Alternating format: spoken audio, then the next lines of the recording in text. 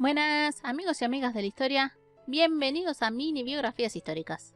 En este video no les voy a hablar de una persona, sino de una cronología de los sultanes del Imperio Selyúcida, del cual se habla mucho en las series o novela Dirilis Ertugrul, o que hace un mes se estrenó en Turquía, Uyanis Buyuk Selçuklu, que trata de un siglo antes de Ertugrul. En realidad nadie me lo pidió, sino que pregunté si les gustaría que lo hiciera.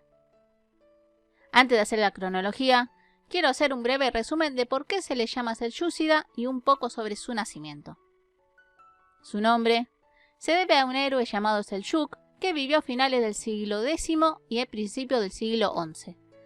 Era hijo del jefe de la tribu Kinik, que provienen de los turcos Oghuz, los mismos antecesores que la tribu Kashi.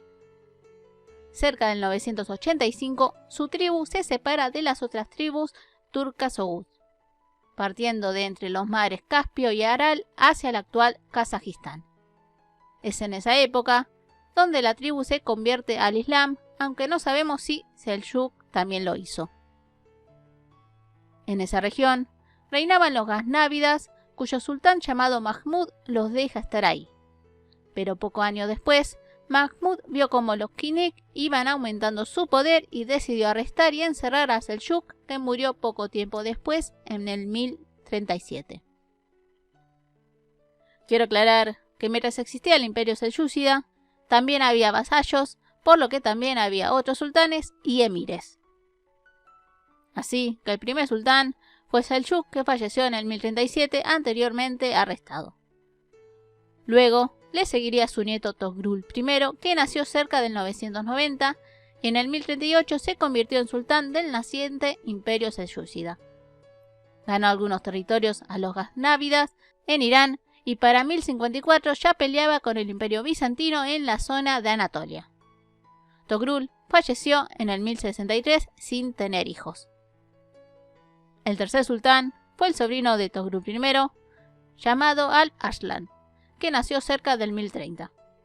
Alp-Arslan delegó la administración del imperio a su visir Nizam al-Mulk, mientras él se dedicaba a ganar territorios. Lo más importante de su reinado fue en el 1071 la batalla de Manzikert, donde peleó con el imperio bizantino y que gracias a esta batalla comienza el declive de los bizantinos, las famosas cruzadas y el comienzo de la conquista turca en Anatolia. Alp-Arslan falleció en el 1072 por una herida. El cuarto, y podemos decir último sultán del Imperio Selyúcida, porque después se divide, es el sultán Malik Shah I. Era hijo de Alp-Arslan, nació en el 1055 y asciende en el 1072. Como su padre, deja la administración al visir Nizam al-Mulk y durante su reinado es cuando se consigue la mayor expansión del Imperio Selyúcida, al este con China y al oeste muy cerca de Constantinopla. De hecho, el reinado de Malik Shah es considerado la edad de oro de los grandes selyúcidas. Para 1092, grupos rebeldes matan a su visir y aunque no se sabe si el sultán tuvo que ver, meses después matan a Malik Shah. A partir de ahí, el Imperio Selyúcida se empieza a dividir por peleas entre su hermano y sus hijos, aunque antes, como dije, también había estados vasallos. El primero que voy a mencionar es porque es el que tiene que ver con Ertugrul y es el sultanato selyúcida de Rum. Es selyúcida porque sus sultanes eran parientes del Imperio Selyúcida y Rum, que significa Roma. El primer sultán fue Suleimán, que se independizó del Imperio Selyúcida en el 1077 y lo llamó Selyúcida de Rum en la zona de Anatolia, actual Turquía. De hecho, se independizó porque su padre Kutalmish peleó por el trono junto a Alp-Arslan. Su padre murió en el 1064, Suleimán se refugió en las tribus turcomanas y logró obtener bastante apoyo. En el 1086 es asesinado por el sultán de Siria Tutush I y aprovechando esto, Malik Shah arresta a su hijo Kilis Arslan, dejándolo en la capital del Imperio Selyúcida, Isfahán, y así Malik puso en su lugar a alguien leal a él, esto hasta el 1092, cuando muere Malik Shah. El próximo sultán del Imperio Selyúcida de Rum fue Kilis Arslan, que nació en el 1079, como dije, era hijo de Suleimán y se convirtió en sultán de Rum cuando murió Malik Shah en el 1092, cuando derrotó al sultán que había puesto Malik Shah. Estableció su capital en Nicea y murió en el 1107. El próximo sultán fue Malik Shah. No se sabe en qué año nació. Era hijo de Suleimán, por lo tanto hermano de Kilij Arslan. Malik Shah, como su hermano, fue prisionero del sultán con su mismo nombre, pero no lo liberaron cuando murió, sino recién en el 1110. Ahí parte a Anatolia y se convierte en sultán. Así que por lo menos 3 años el sultanato de Rum no tuvo sultán. Malik murió en 1116 asesinado por orden de su sobrino Mesud.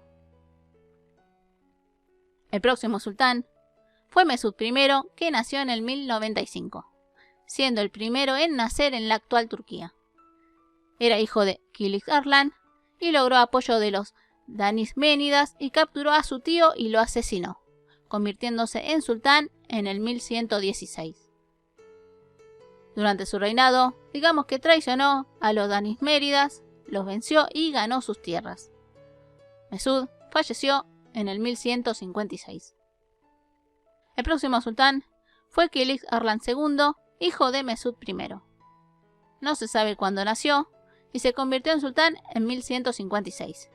Durante su reinado, perdió tierras a mano de los bizantinos y terminó falleciendo en el 1192. El próximo fue Kaiskorru I, hijo de Kilij Arslan II.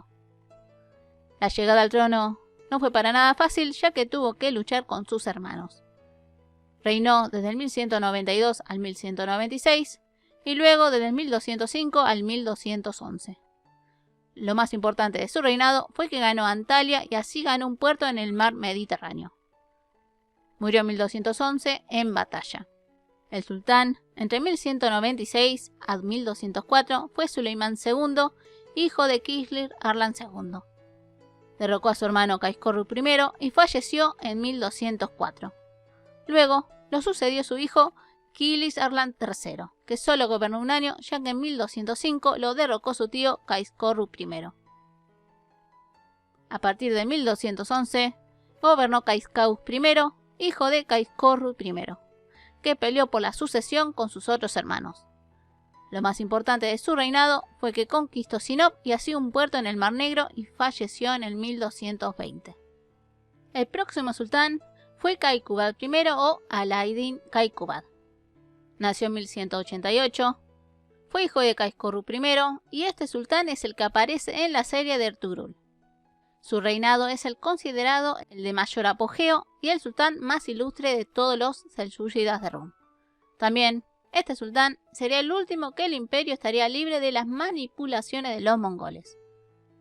Falleció en 1237 y fíjense en mi canal que ya tengo su biografía.